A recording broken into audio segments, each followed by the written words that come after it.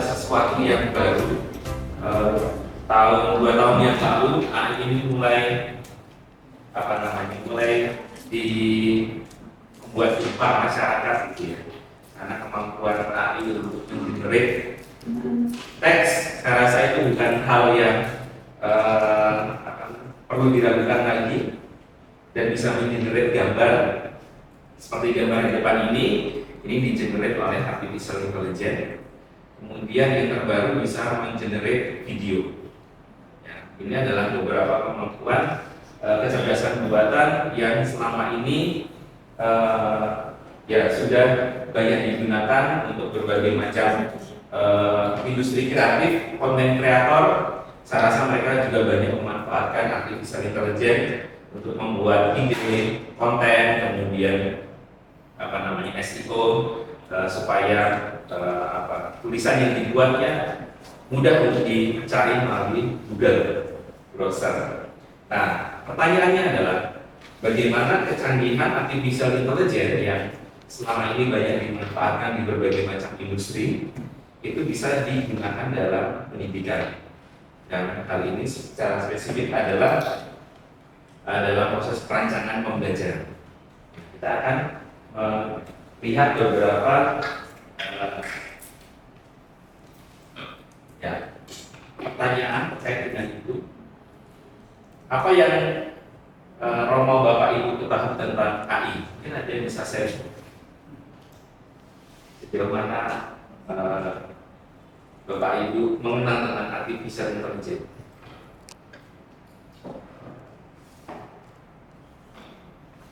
Jawab, bicara melalui ChatGPT. Ya, sudah pernah. Ya, itu adalah ChatGPT adalah salah satu aplikasi ya. Selain ChatGPT, apa lagi yang pernah dicoba? Grammarly, Gaman. Kemudian kalau yang berbasis suara menggunakan iPhone bisa pakai Siri, Google Assistant. Itu adalah semua kecerdasan buatan. Kalau menyebut satu aplikasi artificial intelligence yang sering Bapak Ibu gunakan, ChatGPT ya. Selain ChatGPT ada yang menggunakan produk lain? Perplexity. Selain Perplexity, ya. Cloud, ya. Cloud, Anthropic. Kemudian ada lagi Bard ya, Google Bard. Ada yang menggunakan Google Bard? Nah ya, Bing Chat keluarannya Windows, Microsoft sudah ya. Nah itu adalah beberapa aplikasi yang bisa kita gunakan, tapi tentu kita akan cenderung untuk menggunakan salah satu aplikasi karena menurut kita cocok untuk sesuai kebutuhan kita. Mungkin Pak Alam menggunakan cloud karena bisa upload dokumen Pak ya? Iya. Kita cari ditulis dulu. Oh, cari ditulis. Perbaiki lagi. Ya, kalau menggunakan cloud enaknya kita bisa upload dokumen. Sedangkan untuk aplikasi yang lain tadi disebutkan yang gratisan tadi, kita tidak bisa mengakses upload dokumen kalau itu yang versi gratis. Tapi kalau versi yang berbayar, premium, kita bisa upload dokumen. Contohnya adalah ChatGPT. Nanti akan saya tunjukkan, semoga aksesnya bisa terbuka, bagaimana kita bisa mengupload dokumen ke artificial intelligence untuk dianalisis. Oke. Nah, apakah Bapak Ibu pernah menggunakan artificial intelligence di perkuliahan semester lalu? Enggak pernah. Belum pernah ya? Belum pernah. Oke. Ada yang pernah mencoba menggunakan? Oh, saya mentok di sini nih. Saya tanya ke artificial intelligence. Ya. Saya menggunakan artificial intelligence untuk membuat kuis. Jadi topiknya ini buatkan 5 atau 10 soal kuis terkait dengan topik ini. Itu bisa menggunakan artificial intelligence. Ada yang pernah menggunakan saya? Nanti sudah hanya bentuk pertanyaannya ya? Ya. Itu langsung masuk di tertentu. Ya, mungkin untuk bertanya konsep tertentu atau mungkin sebatas menggunakannya seperti browser gitu ya. Seperti browser bisa juga digunakan. kesannya seperti apa setelah menggunakan atau berinteraksi dengan Perplexity? Apakah Ibu Wiwin puas dengan Perplexity dibandingkan Google Scholar? Saya belum terlalu membandingkan. Belum membandingkan ya. Ya. Ya. Nah, pertanyaan berikutnya adalah setelah kita nanti mengulik, melihat beberapa kemampuan dari artificial intelligence, pertanyaan lanjutan adalah apakah artificial intelligence ini cocok untuk perkuliahan kita di semester ini? Mari kita lihat.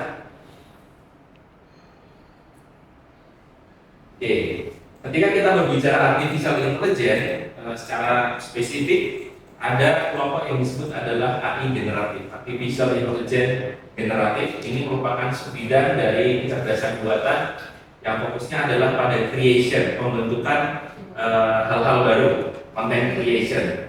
Bisa dalam bentuk tulisan, bisa dalam bentuk video, gambar, musik, maupun nanti dalam coding.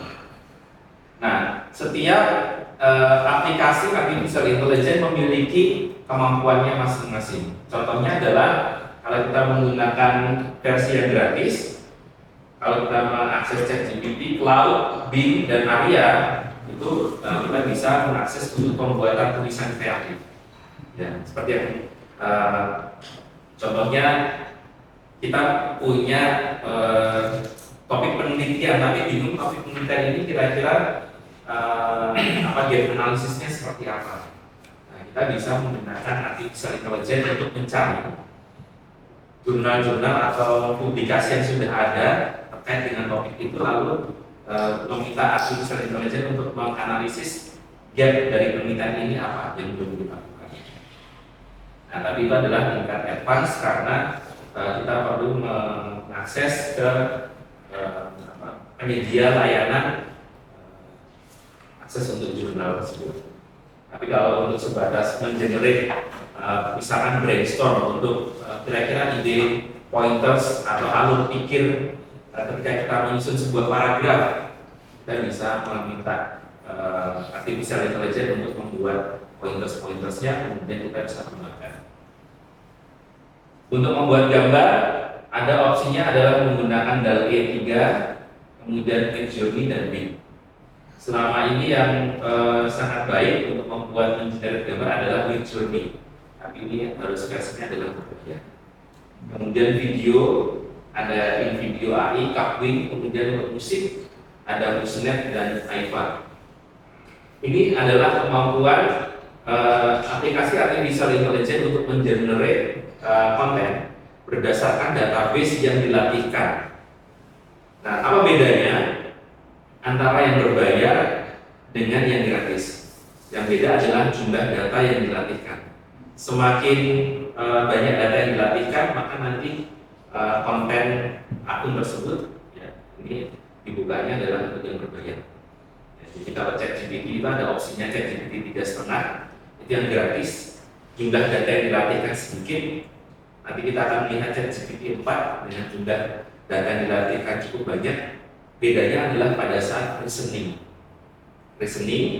kemudian penulisan, penyampaian informasinya tidak halusinasi. Contohnya adalah kita kalau menggunakan ChatGPT yang berbayar bisa minta sertakan URL atau link website. Itu akan disertakan link website yang benar-benar bisa diakses. Sedangkan kalau ChatGPT akan dibuat link yang palsu atau fake. Ketika itu diklik tidak bisa akses. Nanti kita bisa ilustrasikan. Ya. Nah, bagaimana integrasinya artificial intelligence ini dalam proses perkuliahan? Ya tentu nanti akan menjadi referensi kita bersama bagaimana penggabungan teknologi kecerdasan buatan ini apakah bisa mendukung atau meningkatkan pengalaman belajar mengajar kita di kelas. Beberapa hal yang menurut saya artificial intelligence ini menarik untuk dicoba. Yang pertama adalah kita bisa personalized learning experience. Jadi kebutuhan belajar setiap mahasiswa bisa kita personalize. Ya, kita bisa sebagai dosen kita bisa memfasilitasi, kemudian mahasiswa secara mandiri mereka juga bisa menggunakan ini sebagai teman belajar. Kemudian provide data-driven insight to educators to inform teaching strategies. Jadi kita bisa ngobrol dengan artificial intelligence untuk teaching strategi. Kalau kelas saya seperti ini, kira-kira strategi mengajar seperti apa yang baik? Bisa tanya. Bisa. Nanti akan diberikan saran. Jadi misalkan backgroundnya adalah mahasiswa S1, kemudian dengan latar belakangnya seperti ini, kira-kira ada materi seperti ini, strategi mengajar seperti apa yang cocok diterapkan. Nah itu kita bisa ngobrol karena memang seperti ChatGPT itu didesain untuk ngobrol menggunakan natural language, AI-nya perlu pandai. menggunakan bahasa manusia. Kita dari kita. Karena seperti ChatGPT bisa mengakses ribuan data, kalau kita kan informasinya terbatas. Kemudian yang ketiga, bisa meningkatkan engagement mahasiswa melalui interaktif dan intelligent resources seperti ini. Untuk meminta pada materi ini siapkan link materi dalam bentuk video, dalam bentuk audio, dalam bentuk website, itu bisa diberikan. Jadi ini sangat customize sesuai dengan kalau mahasiswanya visual maka bisa meminta sumber belajar yang visual. Kalau lebih suka membaca teks maka sumber-sumber yang terkait dengan teks bisa diakses. Nah, yang keempat adalah improve educational outcomes. Ya, kita bisa identifikasi dan melihat learning gaps. Ya, dalam proses pembelajaran kita bisa menganalisis learning gaps-nya di mana. Lalu dari hasil informasi itu kita bisa mengimprove proses pembelajaran. Kemudian yang kelima, optimize pengolahan kuliah. Dan ini yang menarik ya, bisa membantu dalam hal administratif yang mungkin sedikit melelahkan. Contohnya adalah pemberian nilai dan grading. Nah, dengan menggunakan AI kita bisa istilahnya adalah mendapatkan second opinion. Bukan menggantikan tapi lebih sebagai second opinion. Nah, beberapa hal ini yang nanti yang akan kita lihat AI dalam pembelajaran itu kita bisa customize content creation. Kemudian bisa juga skenario based learning. Skenario based learning ini nanti bisa kita cobakan pada saat penyusunan rencana pembelajaran RPS. Jadi nanti kita akan cobakan. Kemudian yang berikutnya adalah support for educators. Ini khususnya adalah untuk menciptakan konten, mengurangi waktu yang dihabiskan untuk pengembangan konten dan lebih fokus pada fasilitasi dan pendampingan. Kemudian aksesibilitas yang sangat beragam dapat menghasilkan bahan pembelajaran dalam berbagai bahasa. Misalkan kita mendapatkan sumber belajarnya dari bahasa Inggris, kemudian kita ingin belajar menggunakan mempelajari materi ini dalam bahasa Indonesia, tinggal copy, kemudian terjemahkan bahasa Indonesia, enter semuanya di bahasa Indonesia. Dan tinggal membaca dalam bahasa kita, dan ini akan mudah untuk dipahami. Yang terakhir, ini untuk sesi ketiga nanti adalah assessment dan feedback. Assessment dan feedback ini untuk mengembangkan, membantu penilaian dan kita bisa memberikan umpan balik. Nah, assessment yang kita berikan yang dilakukan oleh artificial intelligence tapi tidak menggantikan dosen. Jadi artificial intelligence lebih sebagai second opinion, kemudian judgement dari dosen adalah yang paling penting. Itu beberapa kelebihan yang bisa kita gunakan atau kita manfaatkan dalam proses pembelajaran. Tentu penggalian sisi baik dari artificial intelligence ini bisa dikembangkan lebih lanjut, tapi kurang lebih poinnya adalah. Nah, pertanyaannya, ketika artificial intelligence ini seperti yang tadi sudah kita lihat, tadi Pak Agus menyampaikan lebih pintar gitu ya, bikin ini bisa, disuruh nilai bisa, gitu.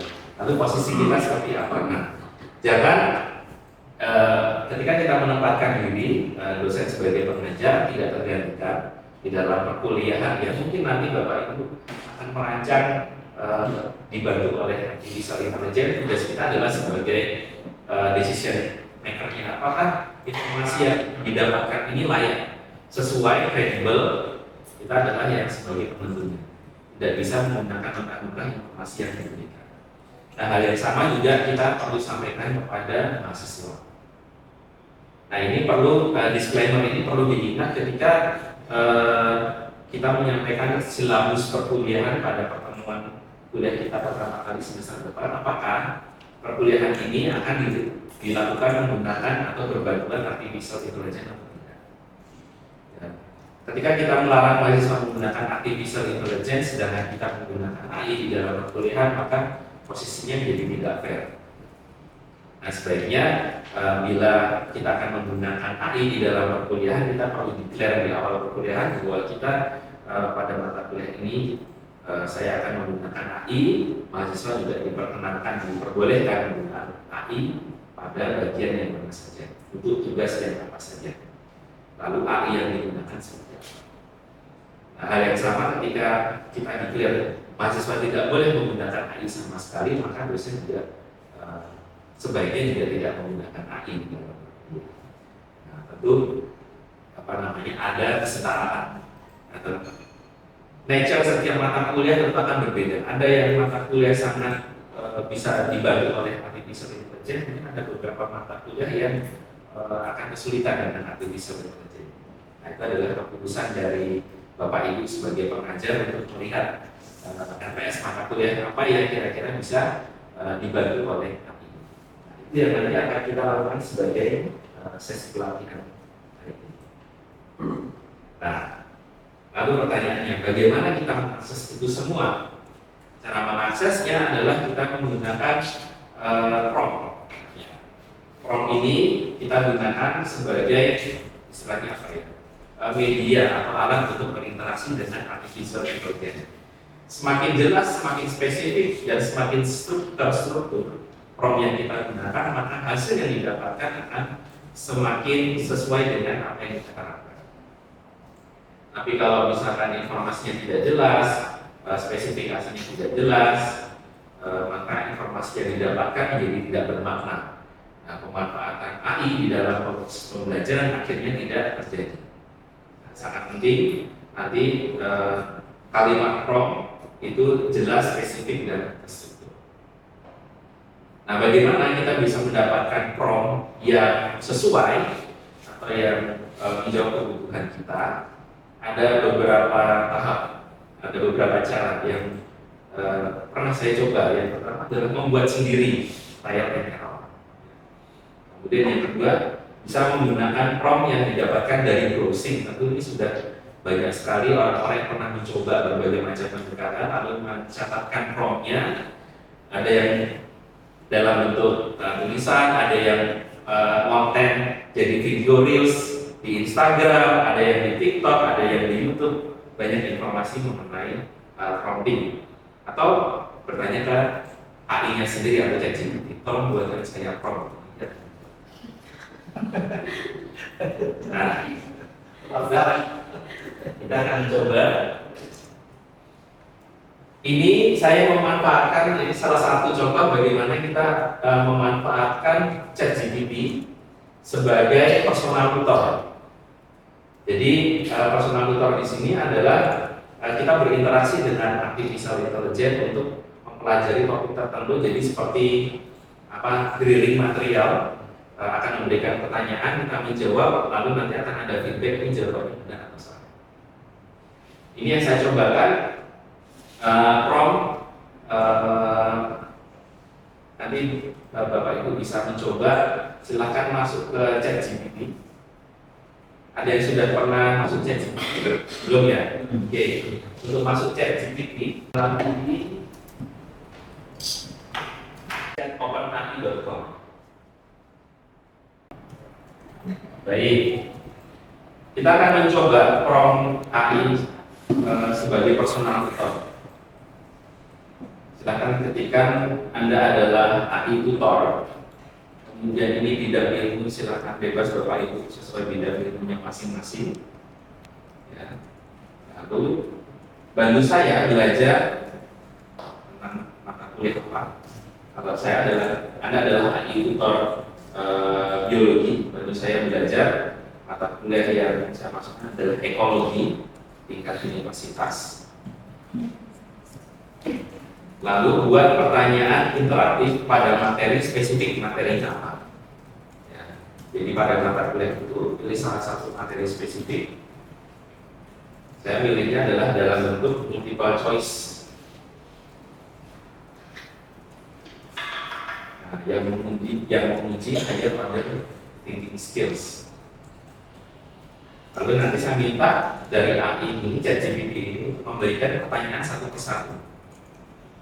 Jadi satu pertanyaan saya jawab, kalau pertanyaan ini benar, maka nanti pertanyaan berikutnya muncul.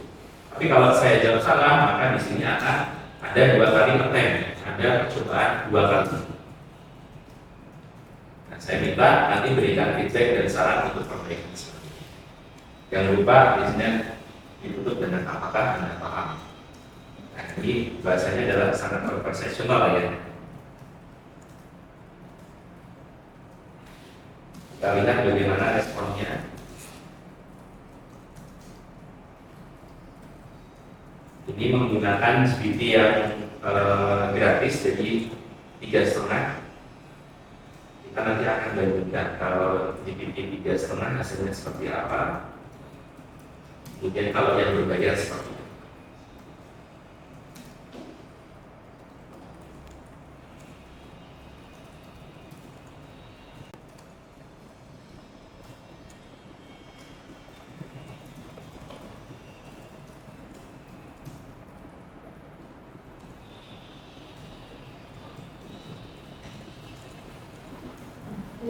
Gimana Bu?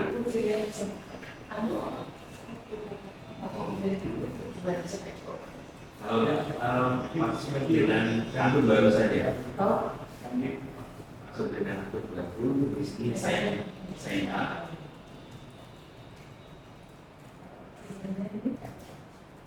kalau yang lain ada tidak? Tidak apa-apa.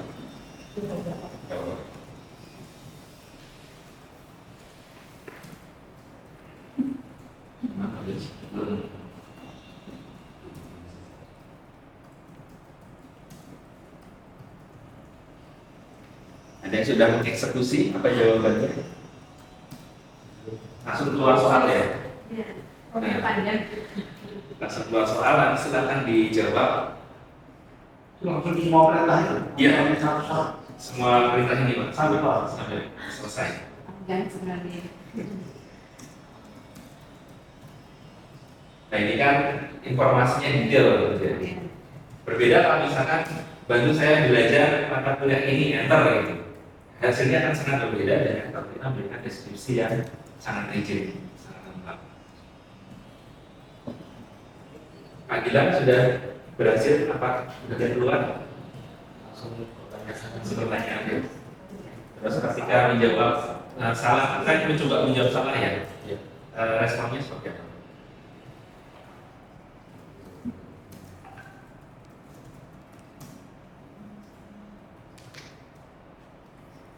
Keluar 2 kali attempt, kemudian masuk lagi ke pertanyaan itu. Terus langsung pertanyaan kedua. Langsung pertanyaan kedua ya. Karena ini pertanyaan yang sama. Pertanyaan yang sama. Oke. Coba yang kedua dijawab yang jawabannya benar.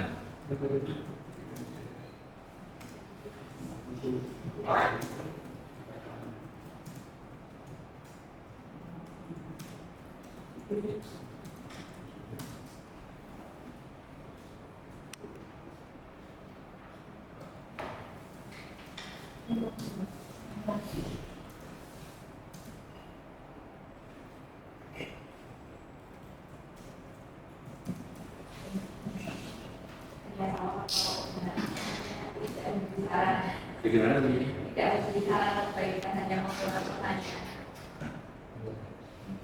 Ada salah kali coba. Oh karena 2 kali attempt ini udah percobaannya itu berapa? Karena di sini disebutkan jika attempt kedua masih salah berikan. Oh, berarti disalahkan lagi. Ya coba disalahkan lagi. Ya, ya sudah bisa masuk. Ya. Ya. Maksudnya tidak harus sama dengan ini. Waktunya saya baru sekali salah langsung Oh, oke. Ya, belum 2 kali ya. terus tapi macam lagi pertanyaan saya sudah bisa menjawab. Oh,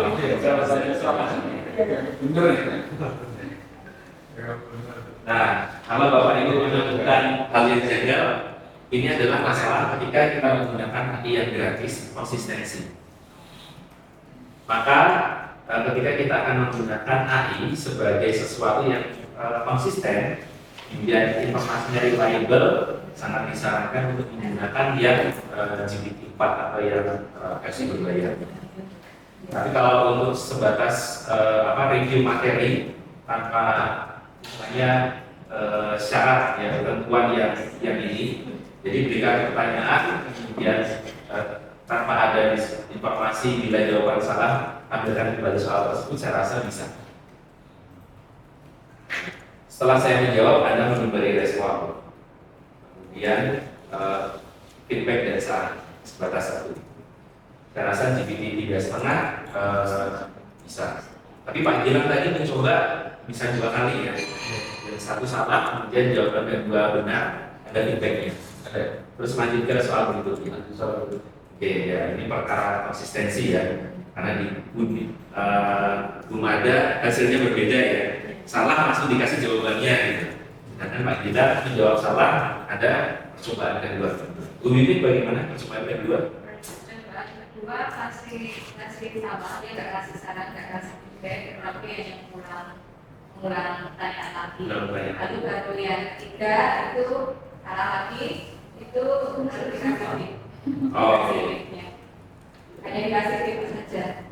Tanpa ada saran feedbacknya gitu. Ya, saran tipnya sebenarnya tipnya ini sudah memberitahu jawabannya juga. Oh, oke. Yang ketiga baru.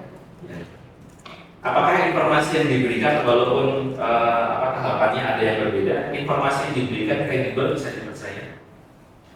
Ini kok baru buat pertanyaan saja ya? Ya, baru pertanyaan. Ini nggak di sini, dia hanya buat pertanyaan saja. Ya, lalu nanti dijawab karena ini kan modelnya ABC Pak, pilihan. Nanti di situ dijawab pilihannya. Ini ada pilihan, lalu saya menulis pilihan. Ya, jawabannya. Saya ada jawabannya. Ya, jadi ini kan ya A, B, C, A, D ya. Kan saya pilih B. Ya, B, B, Pak. B.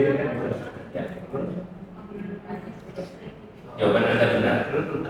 Oke. Benar ya, jawabannya benar. Ini pertanyaan itu begini. Ya. Kan pertanyaan lagi. Ya. B. Ya. Nah, dari percobaan Bapak Ibu menggunakan prompt ini, informasi yang diberikan apakah bisa dipercaya?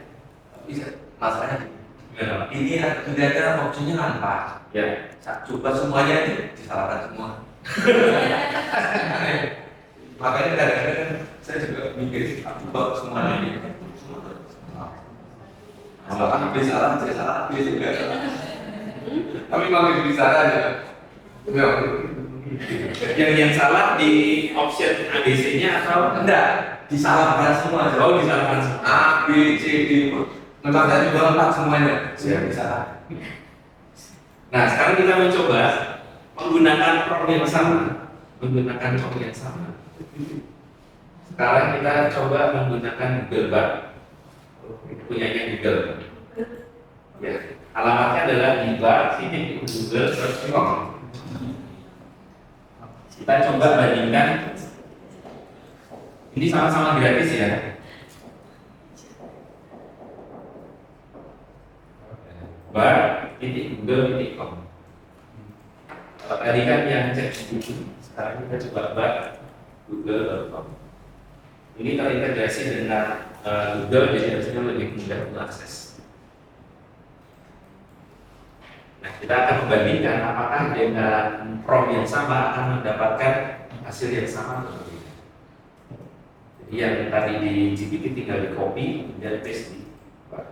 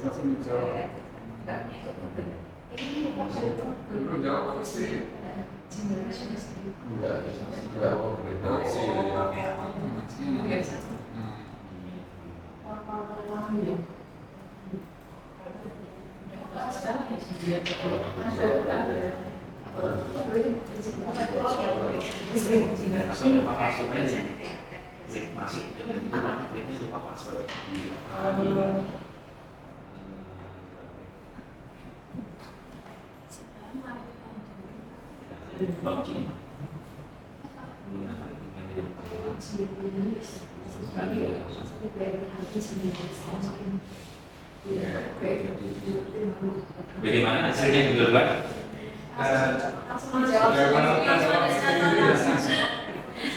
Tidak sesuai tahapan ya?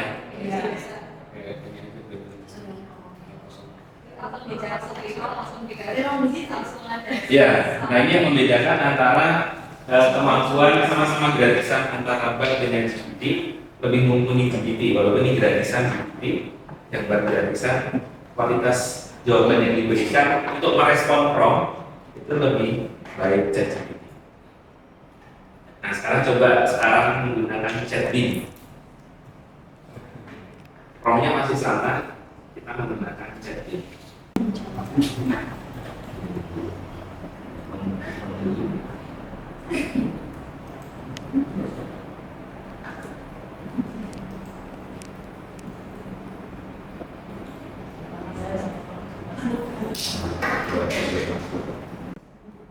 Ya, tampilannya nanti seperti ini.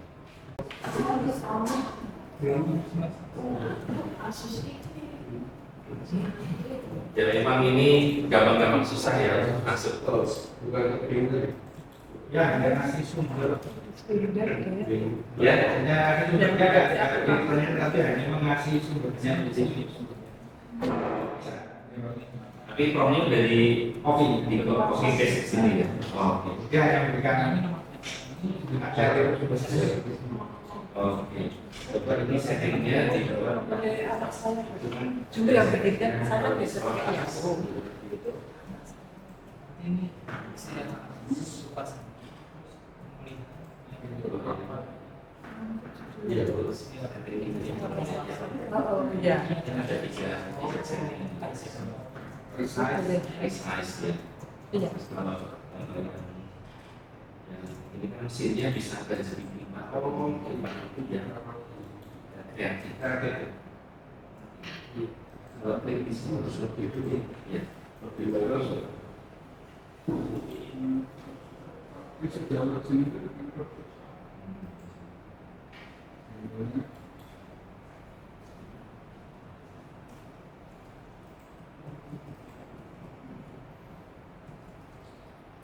Ya nanti ini PR bersama.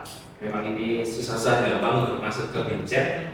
Seandainya nanti bisa masuk, Bapak Ibu bisa mencoba ada 3 opsi conversation yang ditawarkan ini. Ada kreatif, balance, dan precise. Kalau kita pilih yang kreatif, ini yang akan digunakan mesinnya adalah mesinnya GPT, Pak. Kalau balance dan precise ini ya 3,5 ya. 3,5. Cuman kelebihannya kita menggunakan ini, kita bisa minta untuk dibuatkan gambar. Buatkan gambar tentang apa, nanti ada ilustrasinya. Kalau ya, Ketika ini caranya juga dari komputer. oh iya, udah mencoba. Udah bisa. Sudah sekarang. Udah bisa. Saya soalnya tinggal pertanyaan gambarnya ini. Memang komputernya sampai ngomong apa? Saya akan minta UN harusnya seperti apa. Pak, Ini cara juga. Oh iya, udah bisa. sudah bisa. Jadi itu ternyata harus disetting. Oh, Save stopnya dimatikan. Oke, saya search di sebelah mana Pak? Di sini. Ini kata distrik Ya. Kita matikan sini apa? Oh, oke. Ya. Mungkin bisa dicoba Bapak Ibu save search. Di sini ada save search. Ya. Oh, Ini selesainya adalah strip. Ini dimatikan ya. Di off kan ya? Di off kan. Itu untuk apa itu Pak? Ini supaya bisa diakses di chatnya. Kalau beberapa ada notif tidak bisa dibuka karena save restricted ya tadi. Save-nya, save aksesnya kodenya strip. Ini tuh yang membuat bisa selesai. Kalau itu diubah, semuanya bisa.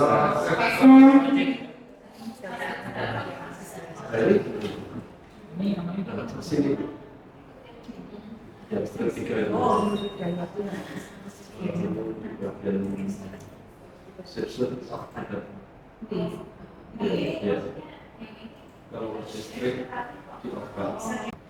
Nah, sambil mencoba bisa menggunakan prompt yang sama, kalau kreatif hasilnya seperti apa, kalau balance seperti apa, Lengkap. ini orangnya Tetangga aja. masukkan ke sini. Ya. Harus ada mungkin ada tes. Oh iya.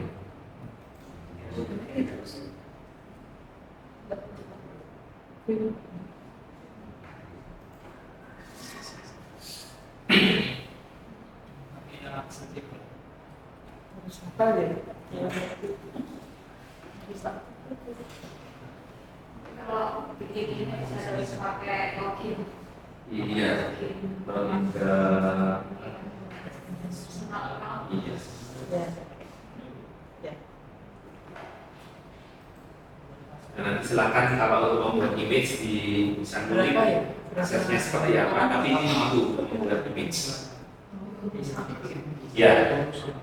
Dibandingkan ChatGPT yang tadi kita coba, tampilannya lebih menarik ini. Dan kita memiliki banyak opsi untuk Instagram, balance, dan size. Kalau menggunakan prompt yang personal atau tadi hasilnya seperti apa sudah mencoba bikin hasilnya lebih baik atau sama saja. Oke, setelah mencoba ini hasilnya seperti apa? Lebih profesional sih. Lebih sesuai yang diharapkan. Iya. Sarannya, langkah-langkahnya juga sangat detail ya. Oke. Untuk ukuran langkah secara matematis. Oke. Ya, untuk matematis cocok untuk apa menggunakan BIM ya. Ini bahaya nanti kalau masih susah.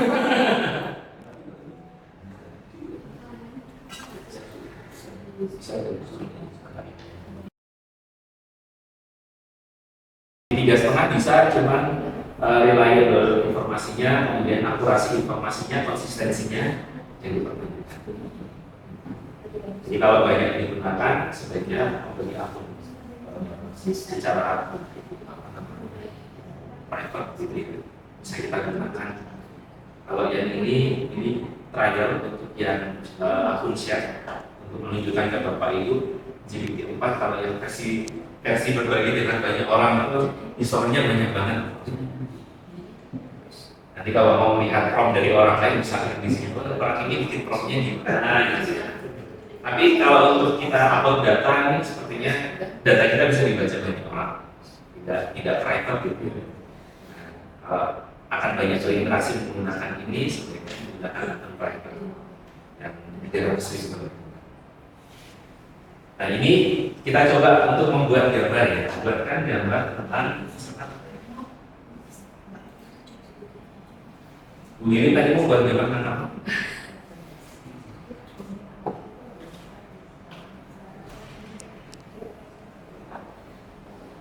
Rangkaian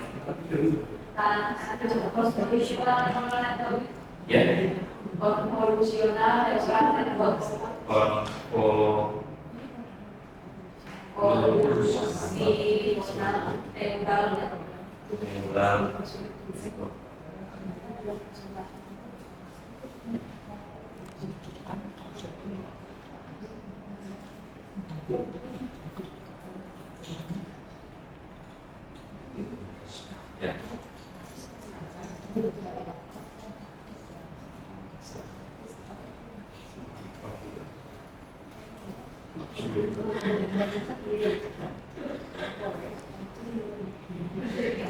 Apakah sesuai yang diharapkan? Tidak ya, lebih ke ilustratif ya. Ya, ini kelemahannya kalau artificial intelligence terus untuk mengenerate image yang image-nya itu adalah lebih ke apa terstruktur, ya, lebih ke akademik, maka ini tidak bisa kita. Kalau untuk penghias PPT oke lah gitu. Menggunakan GPT-4 kita bisa mintakan sumber informasinya. Berikan sumber informasi untuk persamaan ini. Jelaskan persamaan ini dan berikan sumber informasi dari jurnal akademik dari apa gitu. Ya. Kita bisa menggunakan misalkan contohnya apa persamaan. Jelaskan tentang persamaan dan sertakan sumber informasi dari jurnal akademik beserta Excel.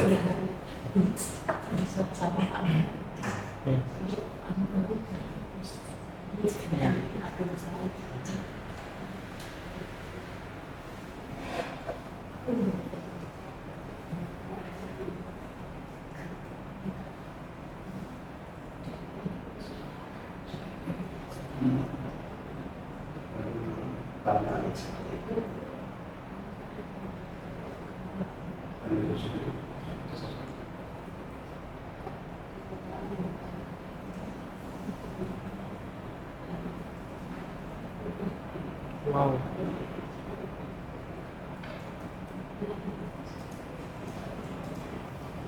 Nah, ini disertakan URL-nya kita klik David Davis student guide Rundingan equation.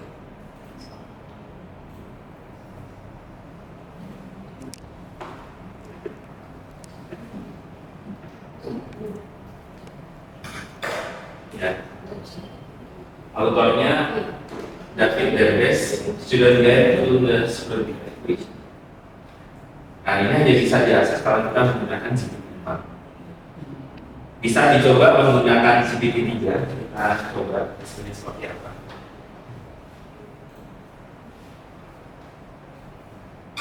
Dari copy.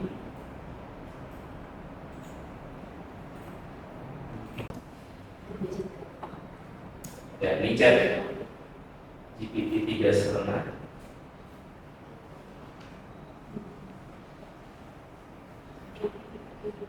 Jawaban ini saya tidak dapat berikan keterangan spesifik, namun bisa memberikan tetapi siapa kita kesalahan ya bisa menjelaskan tapi tidak bisa memberikan keterangan. Nah, kalau menggunakan yang GPT-4, gunakan GPT-4 bisa langsung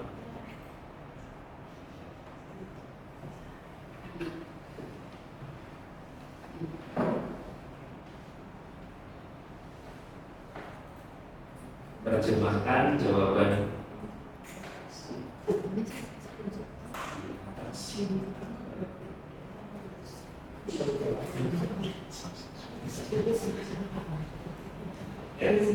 Kalau mendapat jawaban bahasa Inggris terus kita ingin mendapatkan informasi bahasa Indonesia tinggal berikan terjemahkan.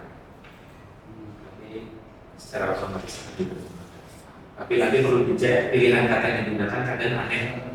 Yang kasih berbayar sudah lebih baik. Nah, ini beberapa eksplorasi ketika menggunakan GPT-4. Ya, pilihan toolsnya sangat banyak. Oke, bisa mencoba. Informasinya sama ya, hanya diterjemahkan bahasa. Nah, di GPT-4 nanti bisa memilih kalau banyak menggunakan jurnal akademik bisa menggunakan konsensus.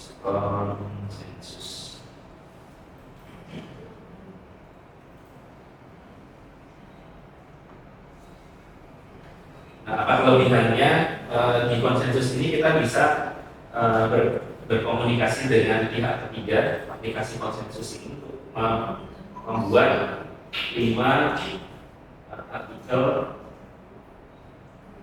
penelitian yang menggunakan persamaan skru ingat.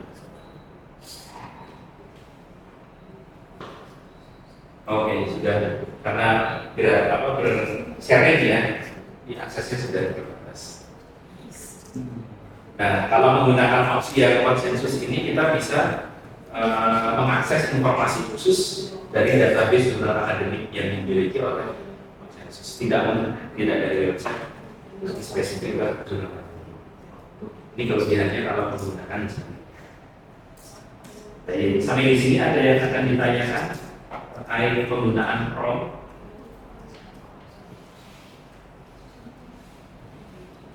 Nah, penggunaan prompt ini nanti Bapak Ibu bisa cek ke AI ya. Bantu saya untuk membuat prompt. Saya mau ini. Nah, terus jawabannya di copy lalu di paste, lihat hasilnya seperti apa gitu. Nah, kalau belum sesuai kita bisa bicara lagi dengan AI-nya, hasilnya kurang sesuai yang lagi. Nah, itu bisa kita sampai menemukan prompt yang ketika kita gunakan hasilnya sudah bisa berjalan sesuai dengan yang diterangkan. Sama seperti ketika saya membuat ini, itu tidak sekali dapat, saya harus mencoba berkali-kali sampai mendapatkan prompt. Nah, ini adalah prompt yang saya gunakan. Anda adalah dan lain sebagainya. Kemudian sama ya, seperti ya saya paham. Mari kita mulai. Kemudian ada pertanyaan. Lalu yang keduanya, Bayu sudah mencoba ini. Nah, integrasi AI dalam perancangan perkuliahan dapat mentransformasi cara dosen mengajar. Dengan pemanfaatan AI sebagai personal tutornya mahasiswa, ini sangat ya istilahnya bisa memangkas waktu kita menerangkan materi. Jadi untuk materi-materi yang basic yang dasar bisa dipelajari mahasiswa, mereka bisa menggunakan AI untuk belajar dengan prompt yang sudah kita siapkan untuk mereka gunakan. Mungkin nanti hasilnya bisa di-copy seperti yang tadi Pak Agus sampaikan, lalu direkap dulu kan, kamu dapat berapa. Nah, untuk melihat sampai sejauh mana mereka sudah memahami materi tersebut.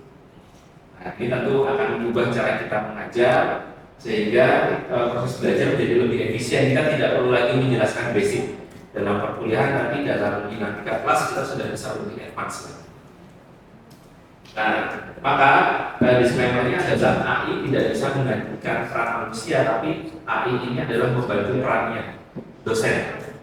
Ya, dosen terbantu tidak lagi memberikan materi, tapi di sisi lain di kelas kita bisa menghidupkan suasana. Nah, ini bisa sangat membantu dengan adanya.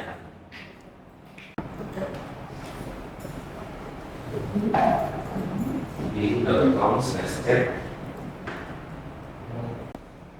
bisa dalam metode pengajarannya penyampaian konten, pelibatan aktivitas kelas, atau pembuatan materi pelengkap, misalkan studi kasus, penjelasan materi kompleks, atau pembuatan kuis. Nah, silakan bisa mengidentifikasi mata kuliahnya masing-masing.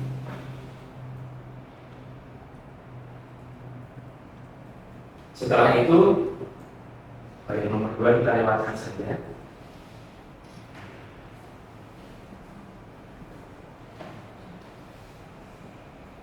Nah, kita mulainya di sini. Dari RPS mata kuliah yang sudah diberi itu, tidak perlu banyak-banyak. Kita mulai dari yang kecil. Pilih satu topik atau unit atau pertemuan, satu pertemuan yang mungkin bisa digunakan AI. AI bisa digunakan dalam pertemuan tersebut. Itu dari 16 pertemuan tidak semuanya kita gunakan, tapi mungkin hanya di pertemuan ini yang kita gunakan. Nah, silakan itu bisa dipilih. Lalu pertanyaannya adalah bagaimana AI akan diintegrasikan. Ya. Di dalam pertemuan tersebut.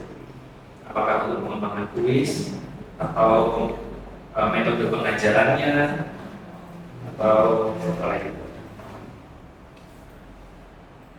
Ya, penyampaian konten, pembuatan PPT-nya, pelibatan aktivitas kelas, pembuatan studi kasus.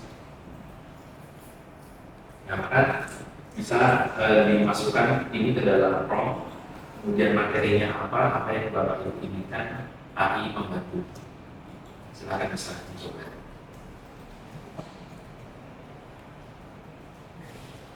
Tidak perlu banyak-banyak, dari 16 pertemuan pilih satu pertemuan saja. Dari satu pertemuan itu pilih satu, bisa metode pengajarannya, bisa aktivitas kelasnya, atau pembuatan kuis, penjelasan materi. Pakai gamma bisa ya, Bun ya. Ada yang pernah mencoba gamma?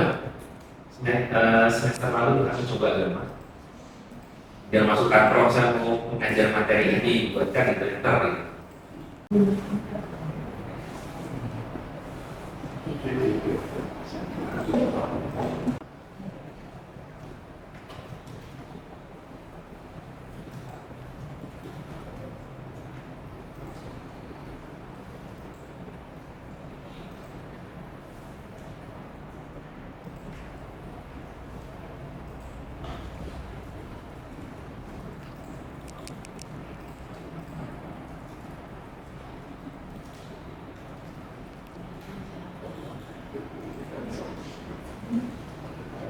Semakin spesifik semakin baik ya. Misalkan di metode pengajaran saya mau menggunakan project based learning pada kuliah ini, topiknya ini, sarankan saya untuk aktivitas kelasnya ya.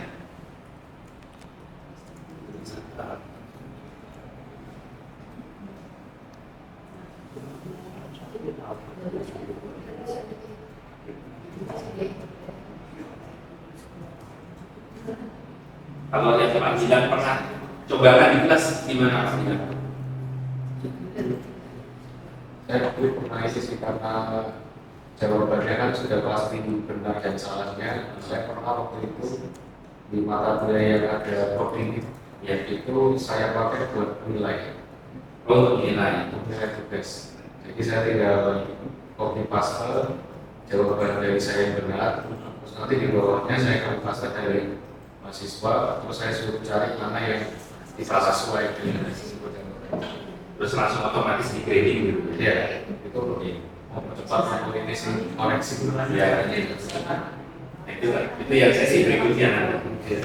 Tapi kalau dalam pengelolaan kelas, misalkan menyusun rencana pembelajaran, lebih banyaknya juga cari definisi aja sih. cari definisi. Cari definisi. Jadi biar ada apa ya pilihan-pilihan kata-kata yang mungkin nanti bisa didapat lagi.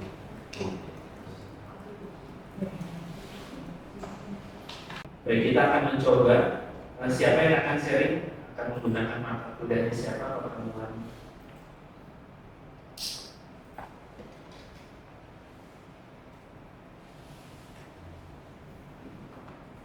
Misalkan untuk usia 2, 5 soal tentang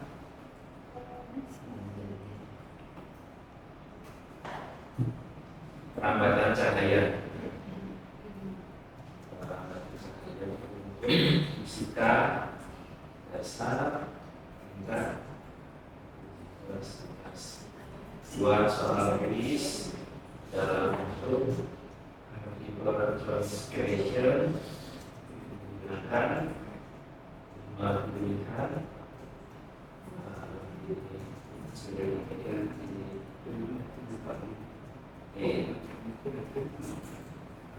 buat soal dalam bentuk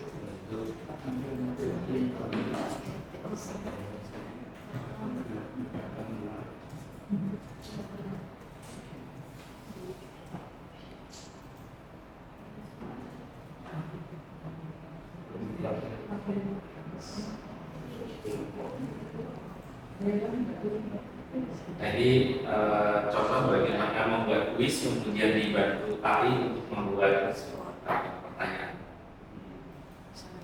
Nah selanjutnya tinggal kita review apakah soalnya sudah sesuai, jawabannya sudah sesuai. Kalau sudah oke, bisa kita copy paste. Misalkan mau menggunakan Google Form atau mau menggunakan Quizzes atau menggunakan platform yang lain. Pertanyaan apa? Ini formnya Dua kan masuk paru. buat 5 soal tentang perambatan cahaya untuk fisika dasar tingkat universitas. Buat soal quiz dalam bentuk multiple choice question menggunakan pilihannya sampai E. Buat soal dalam higher order skills. Kalau kita tidak mendefinisikan A, B, C, D, E, maka hanya sampai D. Jadi, spesifik. Kalau soalnya dalam bentuk uraian penghitungan itu apa ya? Oh, tinggal dicoba-coba saja. Takaran saja bagaimana? Misalkan soalnya apa? Kalau kita itu kan banyak hitung-hitungnya gitu ya tentang apa? Perhitungan tentang Untuk mahasiswa teknik elektro Ya. materi. Misalnya saja sistem persamaan linear, simultan, Persamaan ya simultan ya. ya. Lalu Ini yang hitung-hitungnya gitu maksudnya yang uraian gitu, bukan polis. bisa singkat bukan? Bukan sih kan, tapi apa uraian panjang. Buat soal uraian gitu ya. Hasil. Uraian dan kunci jawabannya. Dua tiga soal uraian dan kunci jawabannya. Kita ada rumus. Berarti rumus buat 3 soal uraian perhitungan ya menggunakan perhitungan dan jawaban.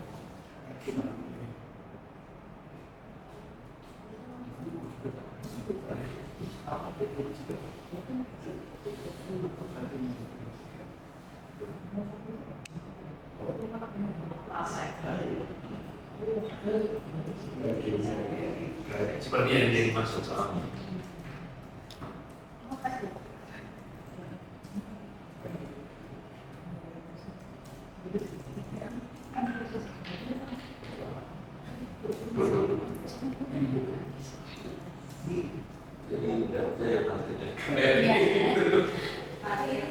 Bukan materi dibuatkan nanti hitungan segala. Atau maksudnya soal cerita? Kuncinya langsung jawab aja. Jawab aja itu kayaknya langsung bisa.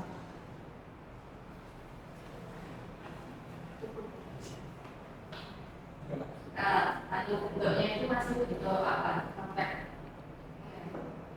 tidak bentuk lanjut. Yang diharapkan seperti apa soalnya nanti? Ya, bentuknya kuncinya itu tadi, kuncinya saja yang bentuknya kok enggak tidak berbentuk matris gitu. Oh, kunci jawabannya berbentuk Soalnya itu juga masih ya apa ya kayak nggak itu ya bentuk apa juga ya beda dengan bentuk belum bisa Teks ya Pak, ini teks. iya dia dalam bentuk teks. Bukan equation itu, tapi equation kan segala bentuknya tertentu. Materi dari materinya, angkanya muncul. ini bisa bisa mencoba equation sama aja nanti latek Seperti ini ya. maksudnya ya betul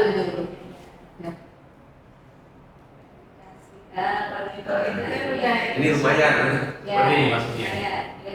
Ya, berarti saya tinggal tadi tambahan saya adalah dalam bentuk equation. Nah, ini kita trial menggunakan from. Oh, nggak sesuai nih apa yang harus diganti. equation benar Bisa. dalam bentuk equationnya maksudnya nggak berubah dalam teks kembali Oh, di base kemana? Word misalnya Oh, kalau ke Word saya rasa nanti formatnya coba ya. Saya copy. Masuk ke Word.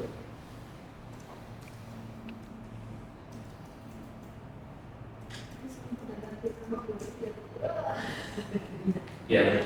kembali bisa. Ada sih. Ya. Bisa dari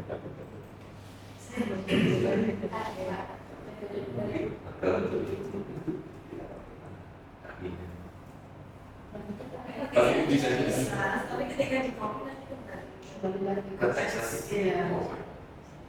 bukan equation. kalau atau yang satunya di screenshot. Ya, khusus yang ada equation di sini. Kalau di save PDF nggak bisa. Save PDF. Nggak bisa. Ya, bisa di copy paste biasanya. Mungkin yang ada lambang-lambang kampusnya mungkin di dalam jadi itu orangnya bisa nggak bisa Indonesia baru sosialisasi pro dalam internet itu tetap sesuai seperti itu dan di copy paste sama tapi bagi teks tapi saat di ChatGPT-nya bisa ada.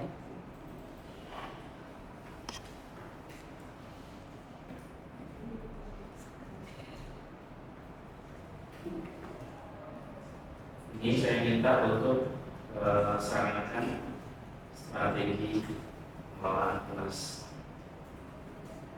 Ya, mahasiswa aktif.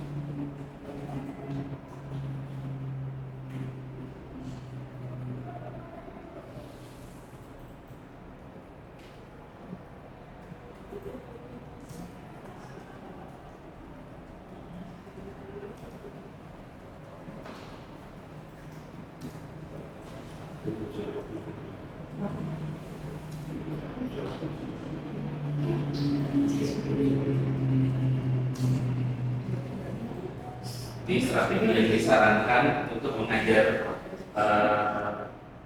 kelas ceritanya saya akan mengajar mata kuliah sistem bersama linear simultan untuk mahasiswa elektro.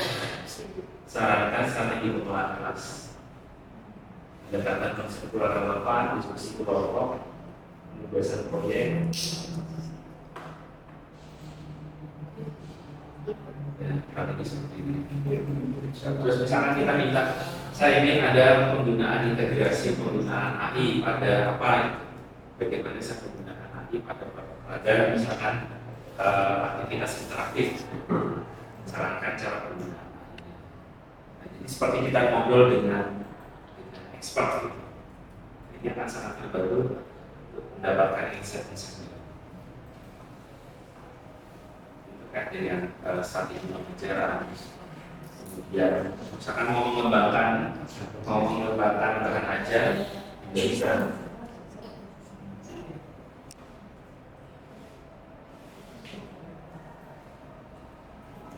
Saya akan mengajar mata kuliah sekarang kita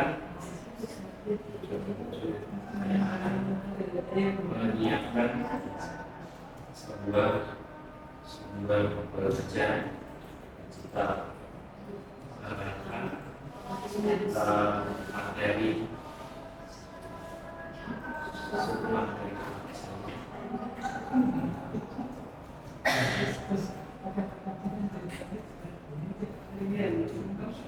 untuk pertemuan kelas, pertemuan berkomunikasi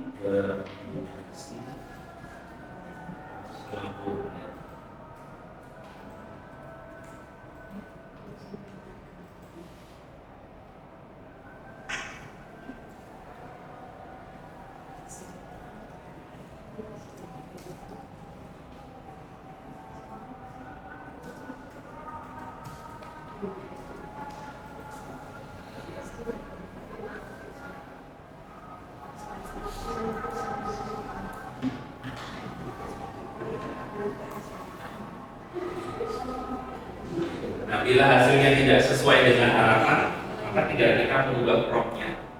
Kita bermain dengan prompt sampai kita menemukan prompt yang sesuai dengan apa yang kita butuhkan juga.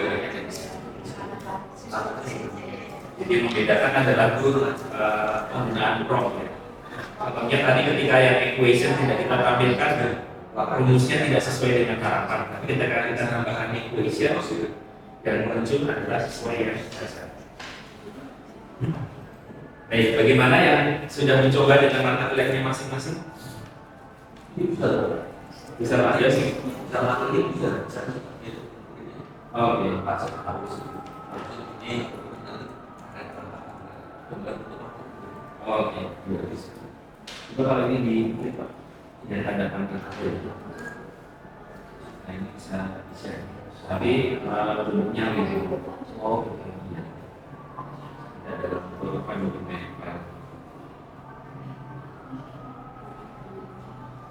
Baik, ada yang sudah mencoba untuk mata kuliahnya masing-masing? Akan saya Pak Agus. Kalau yang tema kami Ya. saya menanyakan mengenai bagaimana metode pengajaran, Ya. ini dilaksanakan diskusi ini. Ya. Saya tanya juga, misalnya seperti apa pertanyaannya, termasuk jawabannya. Jawabannya. Ya, tapi kalau mahasiswa juga mencari di situ. Nah, akan kita beranjak ke materi berikutnya. Ketika kita tidak menutup mata, mahasiswa pasti sudah tahu karena ini selalu terjadi.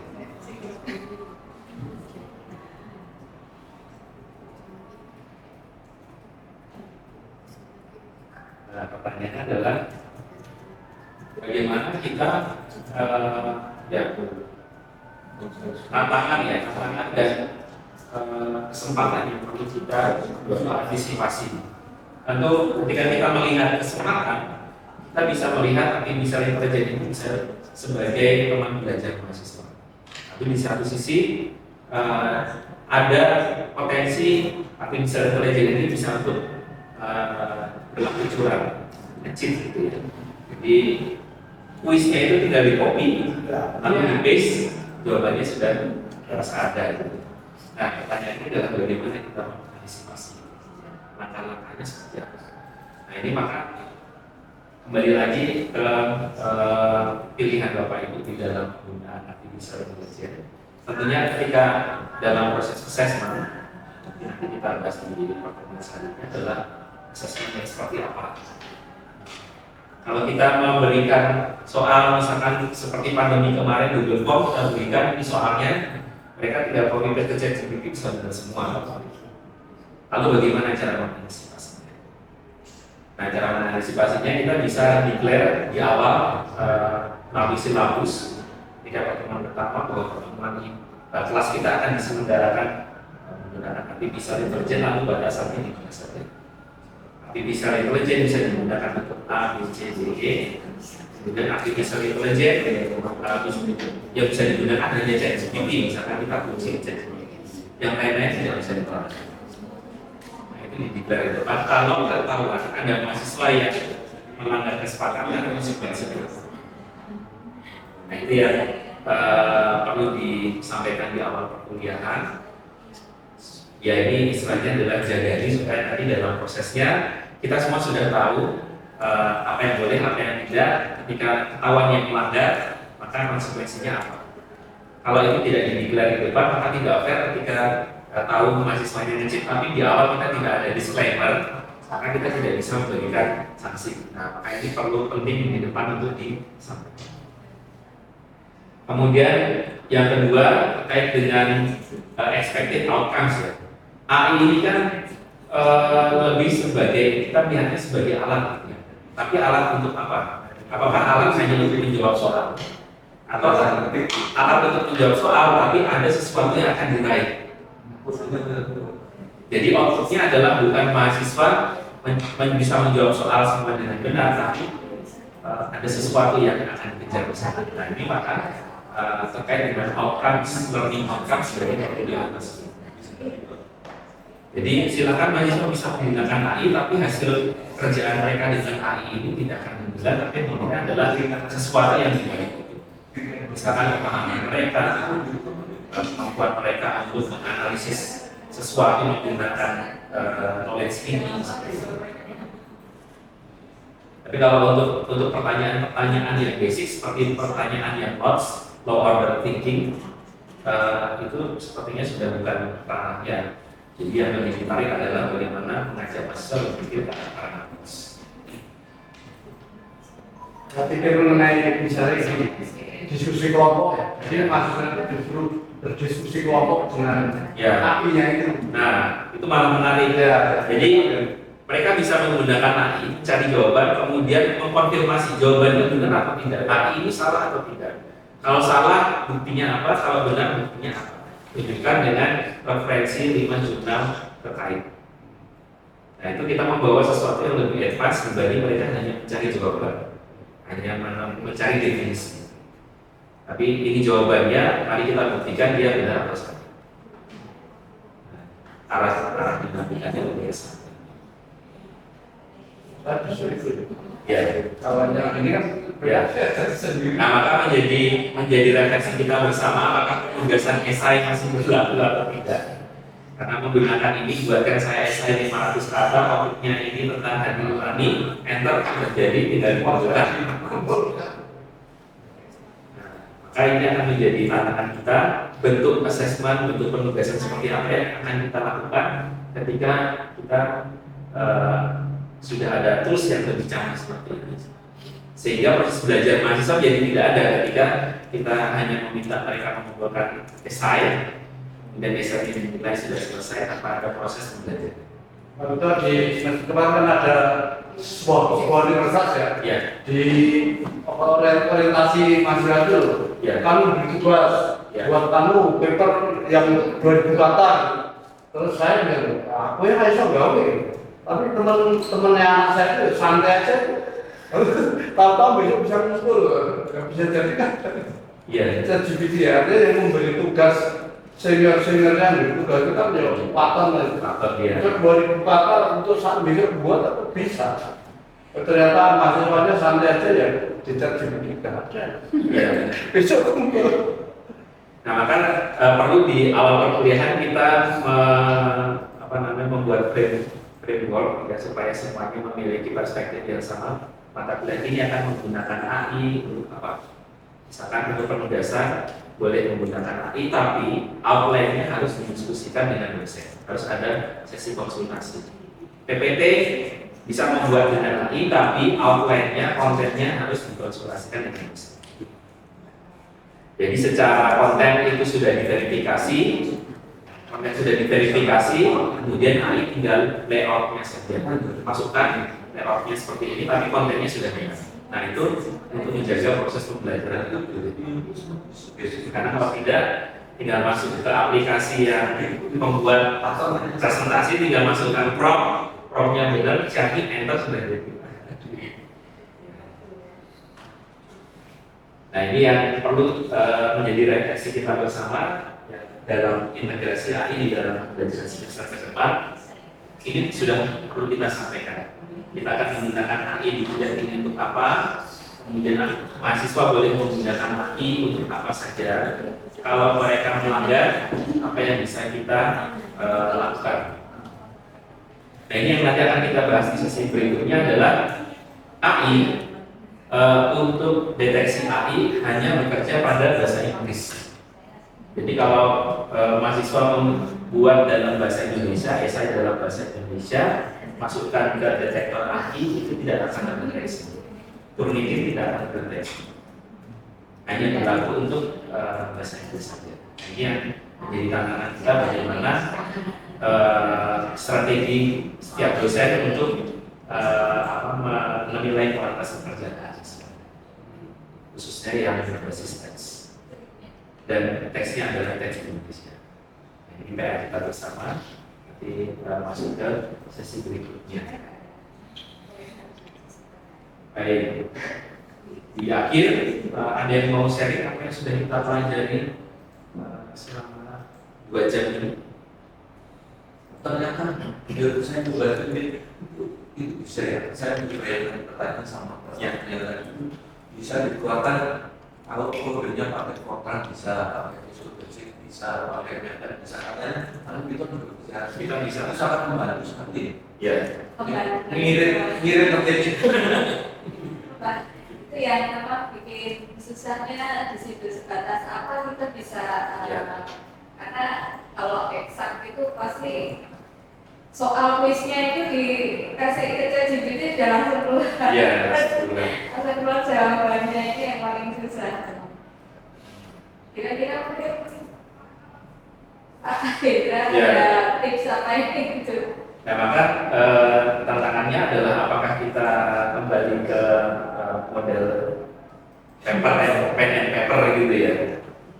Jadi soalnya bisa mereka belajar sebelum ujian, sebelum assessment itu menggunakan AI, tapi ketika nanti ujian sebenarnya paper kembali lagi ke pen and paper. Ada yang tidak seperti itu.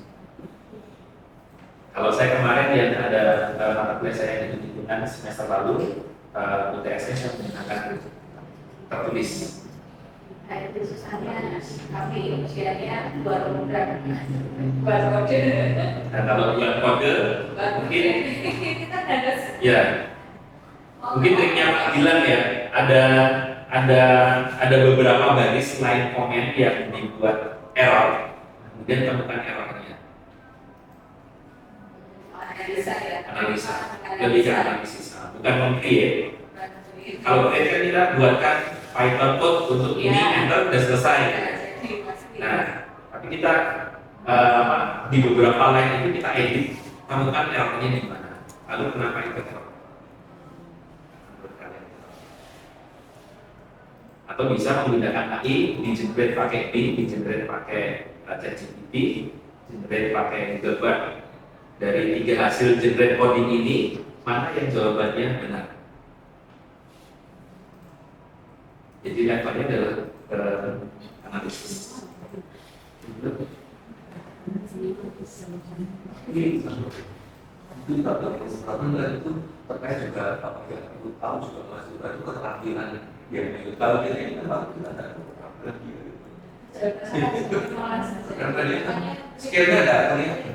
Ya, karena kalau menggunakan ini buatkan code Python code untuk ini dan jadi terus kalau ada error tinggal masukkan temukan errornya di mana. Terus perbaiki errornya dari code-nya. Terus tinggal masukkan ke software Python. Terus di-run. Ya itu tantangannya kalau di science ya.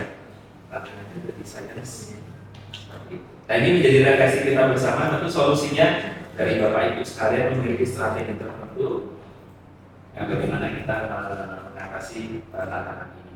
Tapi kalau kita melihat ada banyak sisi baik yang bisa kita gunakan, yang kita antisipasi adalah hal-hal negatif yang kemudian menghilangkan proses pembelajaran hanya untuk mencapai hasil tanpa melalui proses pembelajaran.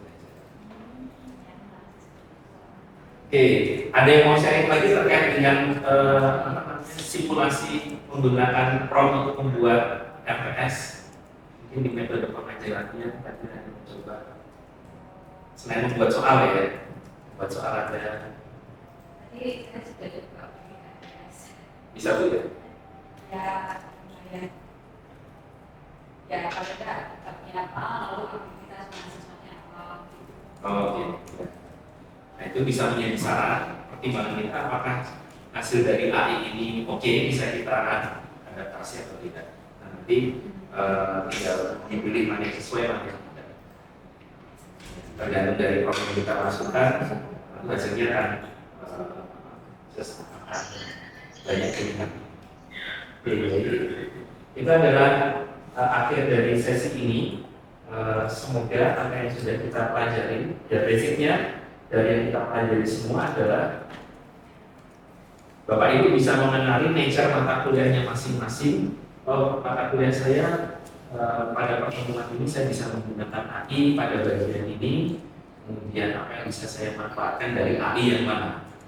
Nah, harapannya Bapak Ibu nanti bisa mengeksplor Chatbin, bisa mengeksplor GPT, Google Bard, ada yang lebih reliable. Kemudian nanti apakah keputusannya pada kuliah semester depan akan digunakan atau tidak. Bila digunakan atau tidak digunakan, maka perlu ada disclaimer di awal sebelum kuliah. Saya kok belum menemukan ya, detail ya, jadi gini, atau mungkin mau satu ya. Saya pernah ikut pelatihan yang belum terselidiki di situ. Ya. Lalu kok di Manila, lalu metodenya kok bisa bagus-bagus, lalu melibatkan mahasiswanya juga bagus gitu. Nah, saya belum tahu apakah ChatGPT juga akan memapalkan sampai segitu gitu ya. Nanti gini dulu gitu. Ya bisa Pak, saya pernah bertanya ke pedagogi Ignatia bisa dijelaskan. Bagaimana integrasi pedagogi Ignatia dalam perkuliahan juga bisa.